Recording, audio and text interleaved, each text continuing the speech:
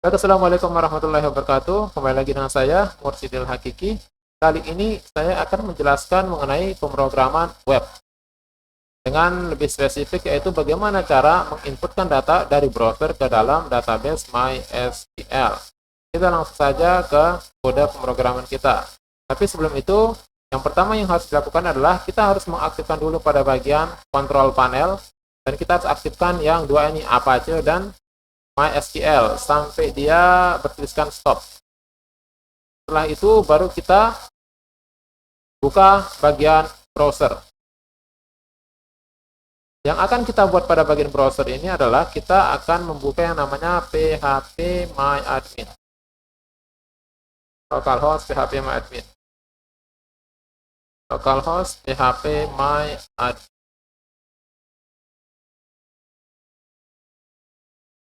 Nanti pada bagian PHP localhost admin ini kita akan membuat sebuah database sesuai dengan contoh soal seperti di bawah ini. Jadi pada contoh soal ini kita akan membuat sebuah database dengan nama jual beli.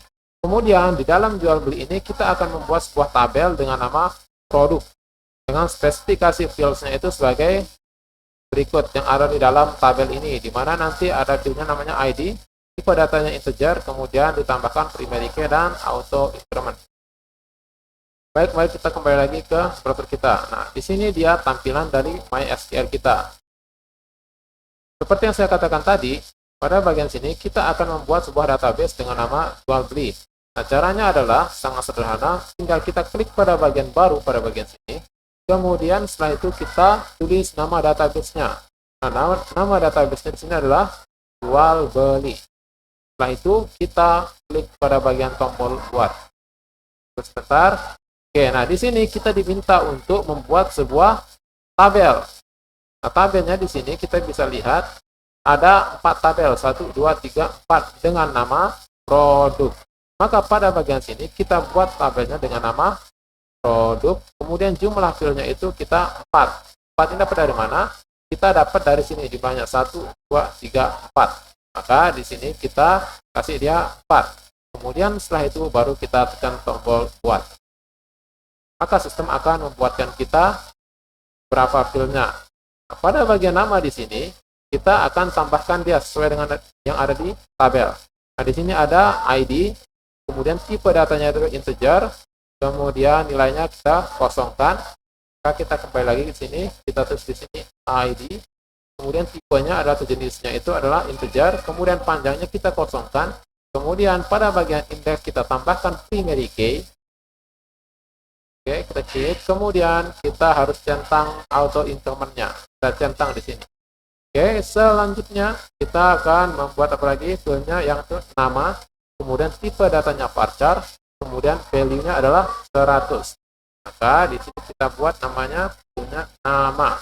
Kemudian tipe datanya adalah varchar. Kemudian kita kasih nilainya di sini 100. Kemudian not null, keterangannya di sini adalah not null. Not null ini artinya dia itu tidak boleh dikosongkan, jadi harus ada isinya. Maka pada bagian sini kita tidak boleh mencentangnya. Jadi kita biarkan seperti ini. Kemudian selanjutnya kita harus buat namanya sini harga jual.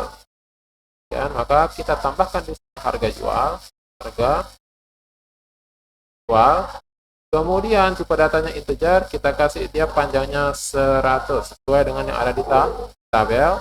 Kemudian setelah itu harga beli, kita dengan tipe data integer, kemudian value-nya itu adalah 100. Maka pada bagian sini kita tambahkan harga beli, kemudian tipe datanya integer, kemudian di sini panjang datanya atau value-nya adalah 100. Kemudian ini tidak bisa kita centang, maka setelah itu kita klik pada bagian simpan. Oke, sekarang kita sudah membuat sebuah database dengan nama jual beli, dan di dalam jual beli ini terdapat sebuah tabel namanya produk. Dan produk ini memiliki jenis field seperti yang ada di sini, ada ID, kemudian ada nama, kemudian ada harga jual dan harga beli sesuai dengan yang ada pada tabel yang kita buat. Nah, kita akan masuk ke tahap yang ketiga. Soal yang ketiga itu adalah buat tampilan info data sederhana untuk memasukkan data yang diinputkan dari browser ke database. Nah, untuk membuat tampilannya ini, maka kita harus membuat sebuah folder pada htdocs ya, karena kita menggunakan XAMPP. Maka cara yang pertama yang harus kita lakukan adalah kita harus membuat sebuah folder pada bagian htdocs dengan cara klik pada bagian C, kemudian cari yang namanya XAMPP. Nah, pada bagian XAMPP cari folder yang disebut dengan htdocs. Nah, di dalam htdocs inilah kita akan membuat sebuah folder. Nah, di sini kita akan membuat sebuah folder, new folder. Karena di dalam soal tidak ditentukan nama foldernya, maka kita bisa bebas membuat dengan nama apapun. Nah, di sini saya akan membuatnya dengan nama jual beli. Jual beli. Dan kita enter. Oke, setelah itu kita harus membuka kode editor kita. Nah, pada kali ini saya menggunakan kode editor yaitu Visual Studio Code. Maka kita klik Visual Studio Code. Kita tunggu sebentar. Oke. Baik, setelah itu kita harus mencari folder yang barusan kita buat pada localdisk XAMPP, htdocs, dan jual beli. Maka di sini kita cari dia di bagian file open folder. Ini kita cari di XAMPP, htdocs, dan kita cari yang namanya jual beli. Oke, kita klik bagian sini, kita masuk, kemudian kita select folder. Oke, sekarang folder jual belinya sudah masuk ke dalam Visual Studio Code kita. Nah, dari sini kita baru akan melakukan coding. Yang pertama yang harus kita lakukan itu adalah kita harus membuat sebuah file dulu. Cara membuat filenya adalah tinggal mengklik pada bagian New File. Klik sekali pada bagian sini. Nah, di sini saya akan membuat sebuah form atau sebuah file dengan nama input data .php. Kemudian setelah itu saya akan tekan enter. Pada tahap selanjutnya, maka di sini kita harus membuat codingannya agar bisa tampil di dalam browser. Kalau kita lihat di sini input data.php, kalau kita cari dia pada bagian browser, kita klik pada bagian sini, kemudian kita tulis localhost, kemudian kita kasih script. Nah, setelah ini kita harus tuliskan nama foldernya. Nama folder yang tadi itu adalah jual beli. Maka di sini saya akan menulis jual beli. Jika kita enter, maka akan muncul seperti ini. Dan di sini ada sebuah file namanya input data php, file yang barusan kita buat. Kemudian kalau kita mengklik pada bagian sini, maka yang akan muncul adalah kosongan. Kenapa kosongan? Karena di dalam file php ini belum ada apa-apa. Maka kita harus membuat codingannya pada bagian sini. Oke, kita buat tampilannya terlebih dahulu. Kita dengan cara menekan shift kemudian angka 1, kemudian kita klik pada bagian tanda seru ini, maka otomatis akan dibuatkan secara umum bagian body dari HTML-nya. Nah, pada bagian sini kita bisa ganti dengan menggunakan input data. Kemudian pada bagian body, kita kasih dulu H1-nya, H1. Kemudian di sini kita kasih dia input data.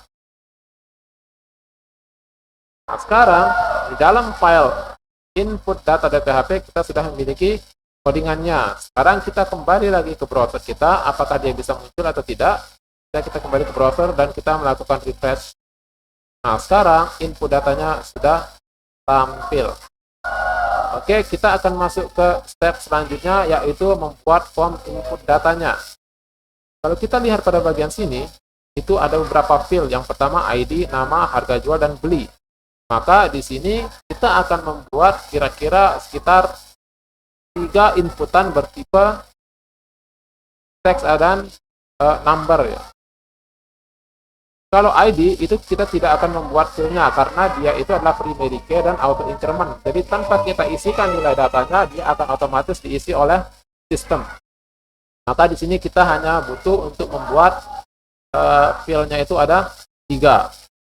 Maka di sini kita akan membuatnya. Kita kembali ke codingan kita di sini. Pada bagian sini kita harus tambahkan dulu yang namanya adalah sebuah tag HTML namanya form. Dengan tipenya itu kita ambil get. Nah, di dalam metode ini, nanti get ini ada dua metode yang biasa digunakan, yaitu get sama post. Sedangkan action ini adalah ketika kita menekan sebuah tombol, dia akan mengarah ke halaman mana sesuai dengan yang ada di dalam action ini. Oke, nah di dalam form ini nanti kita tambahkan dia sebuah formnya. Maka kita akan menambahkannya sesuai dengan yang ada di database. Nanti kita butuh apa? Misalkan di sini di dalam database kita itu ada namanya form nama. Maka nanti di sini akan muncul nama-namanya, harga jualnya dan harga beli. Maka di sini juga kita akan membuatnya di sini. Oke, yang pertama yang saya lakukan adalah kita buat dulu labelnya dulu. Label. Nah, di label ini saya akan membuat misalkan di sini itu saya akan berikan namanya itu adalah nama barang, nama barang. Nama barang, kemudian di dalamnya saya akan membuat sebuah input. Input. Nama barang, kemudian kita kasih dia di sini.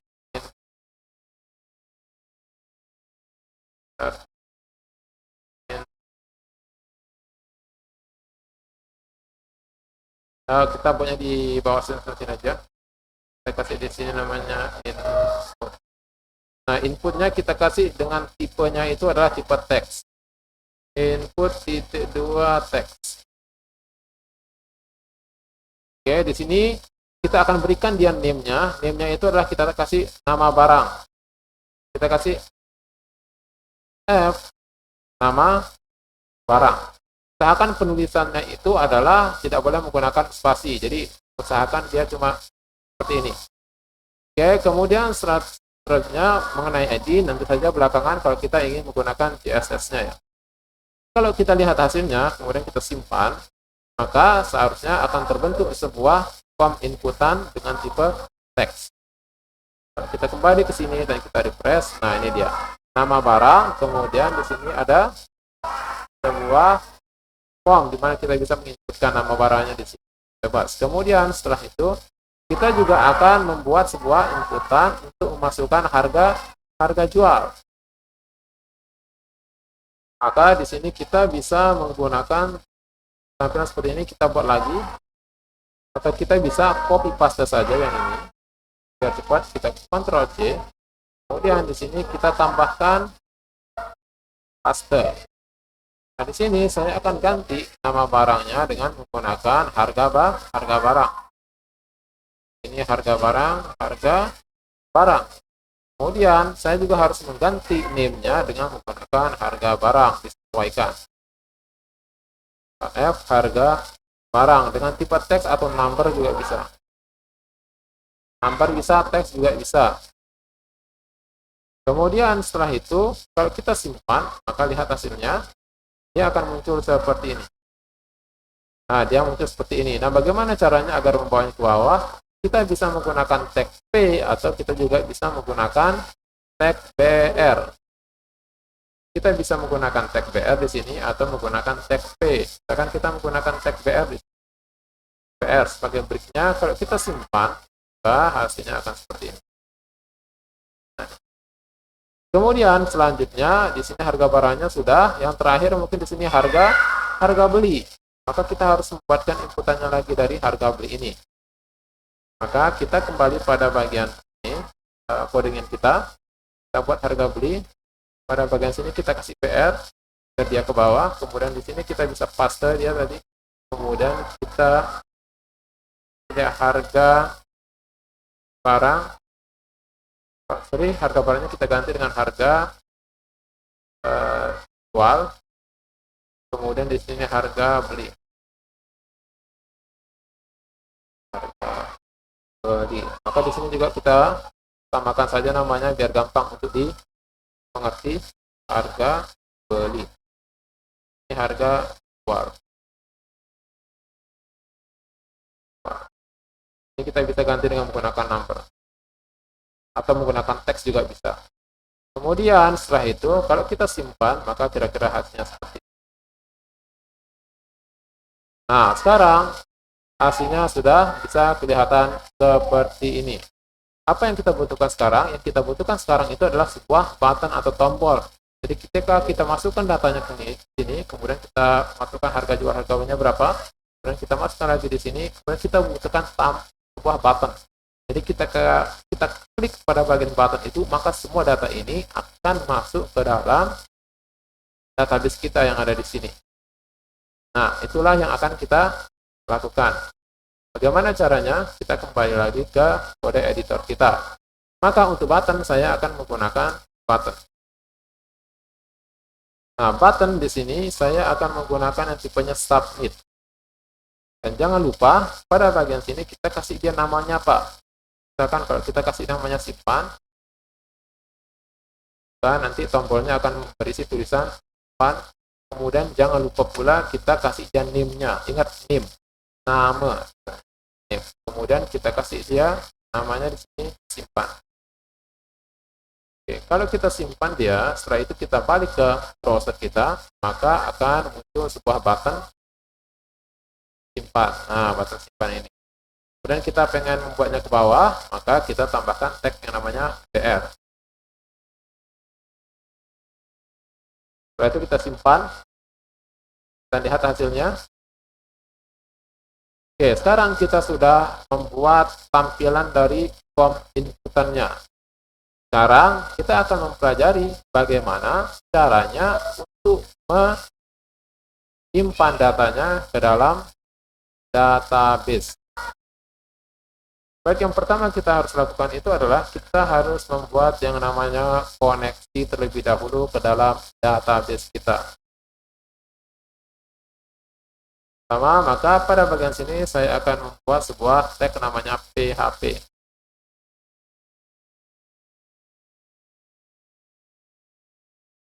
Pembukanya, dan jangan lupa kita harus membuat penutupnya. Nah, seperti ini.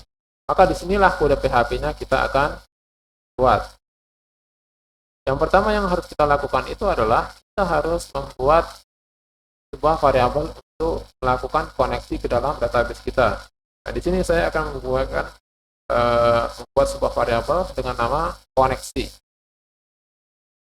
Koneksi. Dan sama dengan, nah di sini saya akan membuatnya misalkan yang pertama MySQL connect. MySQL connect. Kemudian pada bagian sini baru kita akan tambahkan. Yang pertama itu adalah kita memberikan namanya localhost. Localhost. Kemudian setelah itu kita akan menambahkan misalkan di sini itu adalah username-nya. Nah, pada dasarnya username-nya itu adalah dengan menggunakan root.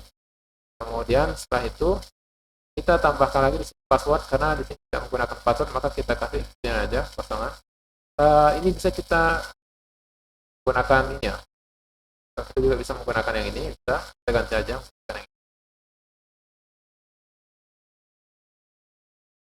yang umum dilakukan. Oke, kemudian di sini nama dari database kita. Nah, nama dari database kita itu kita bisa cek dia pada bagian sini. Nah, di sini nama dari database kita itu adalah jual beli. Maka di sini kita akan tambahkan dia namanya jual beli. Oke, setelah itu baru kita kasih titik koma, jangan lupa.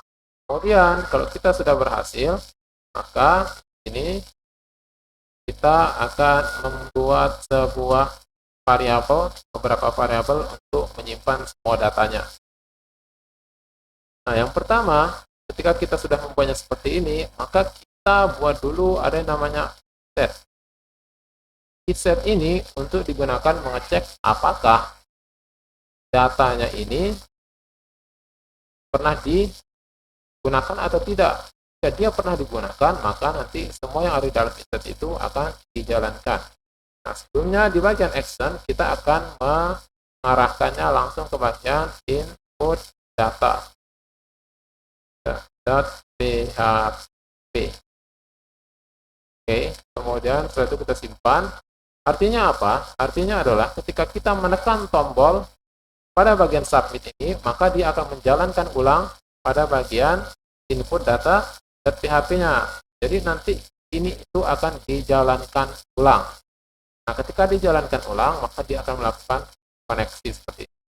buat koneksi, kemudian setelah itu baru di sini kita kasih dia if jika is set ini, kemudian kita kasih seperti ini. Nah, di sini karena dia menggunakan metode get, maka di sini kita harus menggunakan dollar. Kemudian setelah itu kita kasih dia dollar get ini, kemudian kita kasih tanda petik seperti ini, dan ini kita lihat. Nah, pada bagian get ini yang ini harus sama. Jika di sini name-nya itu adalah simpan, maka di sini juga harus simpan. Kita copy paste saja. Kita klik pada bagian sini dan kita simpan. Kemudian kita membuka dan menutupnya. Oke. Setelah itu kita akan melihat bagaimana kondisi dari codingan kita di browser. Kita simpan dan kita klik pada bagian browser, kita klik pada bagian input data dan kita refresh. Sekarang silahkan diperhatikan. Di sini kita menggunakan metode get. Misalkan di sini nama barang, misalkan kita kasih dia jambu. Kemudian harga jualnya itu adalah misalkan 1.000. Kemudian harga belinya kita kasih dia misalkan 800. Jika kita melakukan klik simpan, kita lihat di sini. Pada bagian localhost jual belinya, input data dari PHP. Nah, di sini adalah F nama barang, isinya itu adalah jambu. F harga jual, ini adalah 1.000, dan F harga beli, isinya adalah 800, dan ada simpan. Dari mana variabel-variabel ini didapat? Itu didapat dari name-nya, name yang ada di sini. Name-nya, nah ini, F name-nya. Jika misalkan pada bagian F name-nya ini kita hapus, misalkan kita ganti, maka otomatis di sini juga dia akan berganti dia nanti. Nah, ini disebut dengan variabel, dan ini bisa disebut dengan nilainya. Dan nilai inilah yang akan kita masukkan ke dalam database. Nah, bagaimana cara mengambil nilai-nilai yang ini, jambu, kemudian 1.000 dan 800 ini, maka kita harus perhatikan penggunaan pada bagian variabelnya di sini. Ingat sekali lagi, variabel yang ini, dan yang ini, dan yang ini, itu didapat dari name yang ada di dalam form ini, yaitu F barang, F harga jual, F harga beli, dan pan. Maka setelah itu cara mengambil nilai-nilainya seperti jambu, 1.000 dan 800 itu, maka kita pada bagian sini kita tambahkan dia pada bagian ini. Misalkan di sini kita buat sebuah variabel. Misalkan kita kasih di sini nama barang. Nama barang ini akan nilainya diambil dari dollar, kemudian get. Nah, di sini kita ambil dari namanya di sini. Nah, untuk nilai dari harga nama barang ini kita ambil dari, kita perhatikan di sini namanya adalah F nama barang. Maka kita akan copy aja di sini, Ctrl C. Kemudian kita kembali ke bagian sini dan kita tambahkan di sini, paste. Jadi F nama barang itu nilainya itu adalah jambu. Maka ketika kita membuatnya seperti ini, maka dollar nama barang nilainya itu adalah jambu. Kemudian setelah itu kita lagi sebelah sini, kita tambahkan lagi di sini dollar. Misalkan kita kasih harga jual. Harga jual ini nilainya kita dapat dari mana? Kita kasih dollar, kita kasih get, dollar get, kemudian kita kasih seperti ini. Nah, ini harus diambil dari mana? Kita balik lagi lihat pada bagian sininya. Nah, di sini harga jual itu adalah 1.000, maka di sini kita harus ambil, kita copy, kemudian setelah itu kita kembali ke kode kita, kemudian pada bagian sini kita paste harga jual. Maka sekarang harga jualnya itu memiliki nilai yang didapat dari dollar get-nya. Kemudian setelah itu kita tambahkan lagi satu variabel untuk menampung harga beli, yaitu harga beli sama dengan dollar. Kemudian kita berikan di sini get. Kemudian pada bagian sini kita menambahkan dollar harga beli. Kita Ctrl C, kemudian setelah itu kita paste pada bagian sini. Kita paste dia. Nah, maka nilai dari harga beli akan disimpan ke dalam variabel harga beli. Kemudian setelah itu kita baru akan melakukan penyimpanan datanya. Nah, caranya bagaimana? Maka kita buat dulu sebuah variabel untuk menampung sebuah query di sini. Kita kasih dollar, kemudian kita kasih di sini query. query sama dengan, nah di sini kita akan menggunakan sebuah query. Di sini kita kasih seperti ini. Nah di sini query-nya itu seharusnya sudah diajarkan pada bagian database. Query-nya untuk menyimpan ke dalam database itu menggunakan select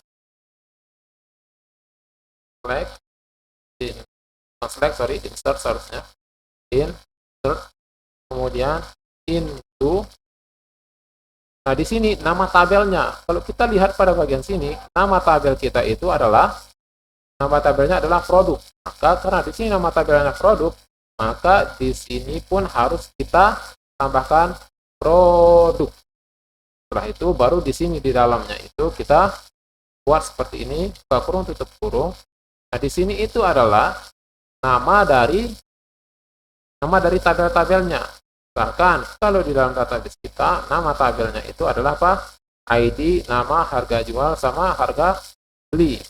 Nah, di sini ID ini tidak akan saya taruh pada bagian sini, karena ID itu nilainya itu sudah auto increment, jadi otomatis inputkan nilainya tadi, tanpa harus kita ambil dari database-nya. Maka yang pertama yang kita lakukan itu adalah kita buat dulu panggil nama dari tabelnya. Nah, di sini nama tabelnya adalah nama, harga jual, sama harga beli. Nah, di sini kita nama, koma, harga jual, koma, harga beli. Jadi namanya itu harus sama persis. Ini nama, maka di sini juga harus nama. Tidak boleh berbeda, nama, harga jual, dan harga beli. Kemudian setelah itu baru pada bagian sini ada namanya values. Nah, pada bagian sinilah kita akan menaruh data yang sudah kita simpan pada bagian sini. Jadi nama produk kita akan tampilkan di sini, kita kasih tanda petik, kemudian di sini kita kasih dia $, nama barang. Nah, nama barang ini tadi nilainya apa di sini? Nama barang jambu ya. Nama barang ini jambu, maka akan disimpan ke dalam tabel yang disebut dengan nama. Kemudian setelah itu kita kasih lagi koma. Kemudian di sini kita akan kasih dia $, harga jual. Kemudian setelah itu kita kasih lagi $, harga beli. Jadi ini tuh harus sesuai dia. Nama, harga jual, harga beli harus sesuai. Jika nama yang pertama, maka ini harus yang pertama. Pada harga jual, maka harga jual. Harga beli, maka harga beli. Jangan sampai tertukar. Kalau dia tertukar, maka yang disimpan pun akan nanti tertukar dia di dalam database-nya. Kemudian setelah ini selesai, maka kita akan tambahkan di sini untuk memasukkan datanya ke dalam database. Nah, bagaimana caranya? Kita tinggal menggunakan MySQL,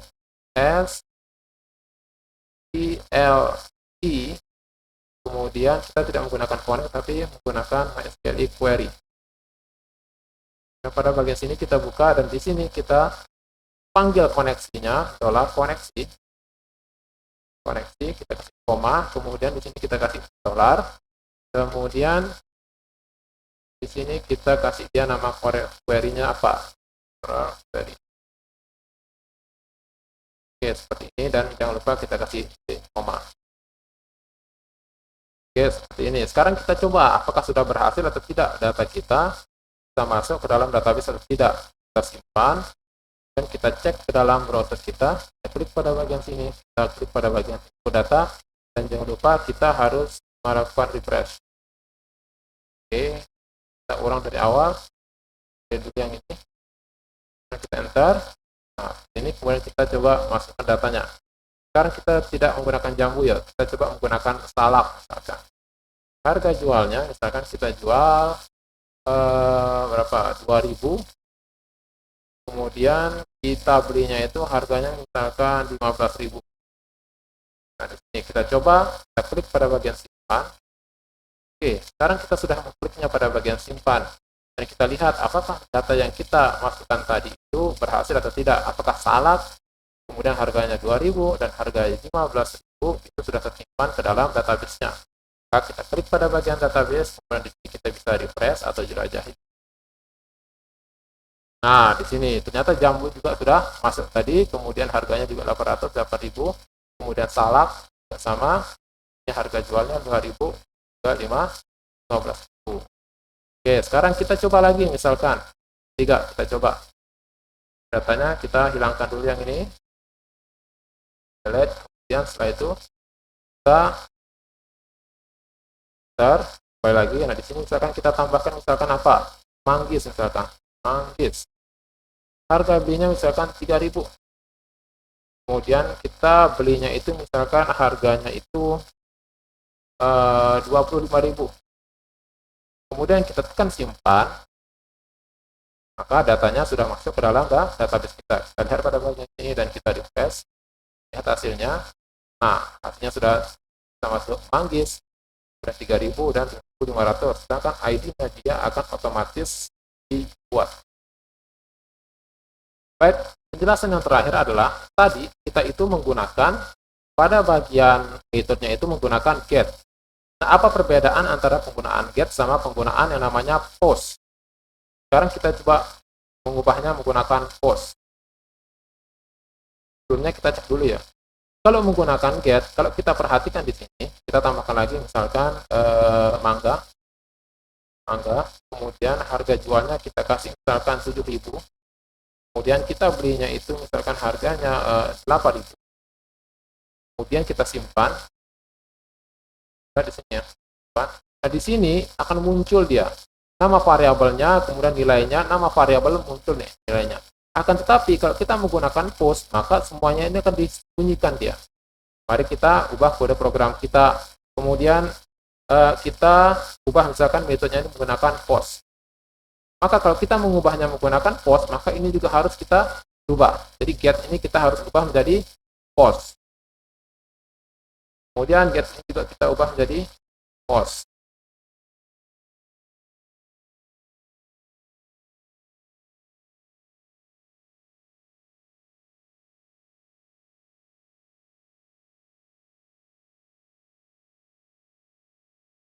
Kemudian kita simpan.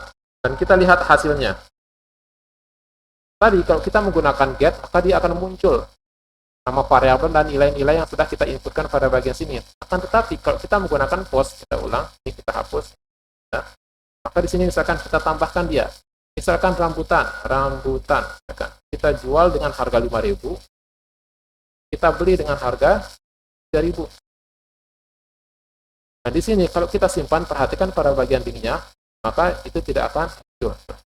Pada linknya ini dia tidak akan muncul. Itulah perbedaan penggunaan antara get dan post. Atau kita lihat apakah muncul nilai atau hasilnya, kita tinggal. Nah, oke. Baik, sekarang di sini sudah muncul untuk rambutan 5.000 dan 3.000. Nah, itulah perbedaan antara penggunaan post dan get. Ya, mungkin pada video kali ini hanya itu yang bisa saya sampaikan. Semoga bermanfaat. Assalamualaikum warahmatullahi wabarakatuh.